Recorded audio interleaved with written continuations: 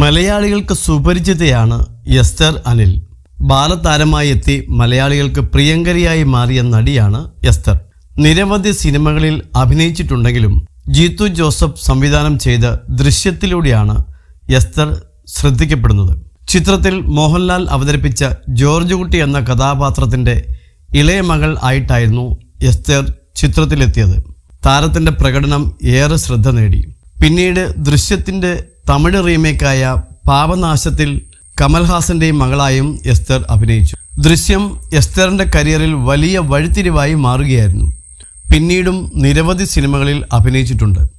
അതേസമയം അന്നത്തെ ബാലതാരത്തിൽ നിന്നും എസ്തറിൻ്റെ ലുക്കിലും അഭിനയത്തിലും വന്ന മാറ്റങ്ങൾ സോഷ്യൽ മീഡിയയിൽ വലിയ ചർച്ചയായിരുന്നു.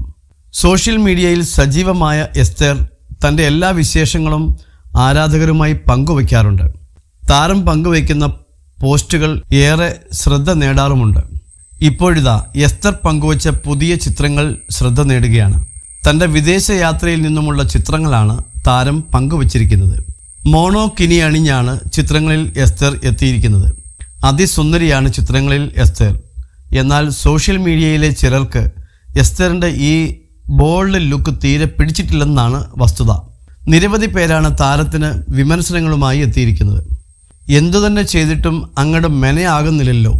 ദൃശ്യം 3-ൽ റാണി തന്നെ സ്വന്തം മോളെ കൊല്ലുമല്ലോ. ആദ്യമായി ഇതിട്ട് വരുന്ന യുവനടി. കുട്ടിക്ക് ഗ്ലാമർ ആകാനും അഭിനയിക്കാനും കഴിവുണ്ട്.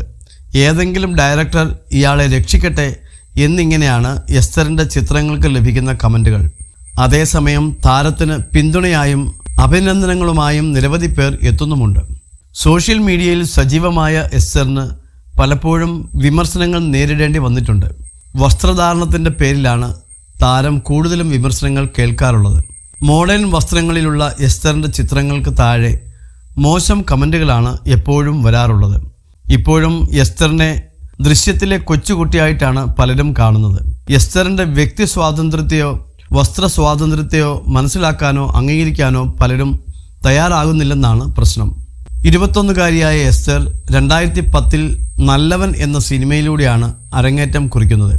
മലയാളത്തിന് പുറമെ തമിഴ്, തെലുങ്ക് ഭാഷകളിലെല്ലാം എസ്തർ ഇതിനകം അഭിനയിച്ചിട്ടുണ്ട്. V3 എന്ന തമിഴ് സിനിമയിലാണ് എസ്തർ ഏറ്റവും ഒടുവിലായി അഭിനയിച്ചത്.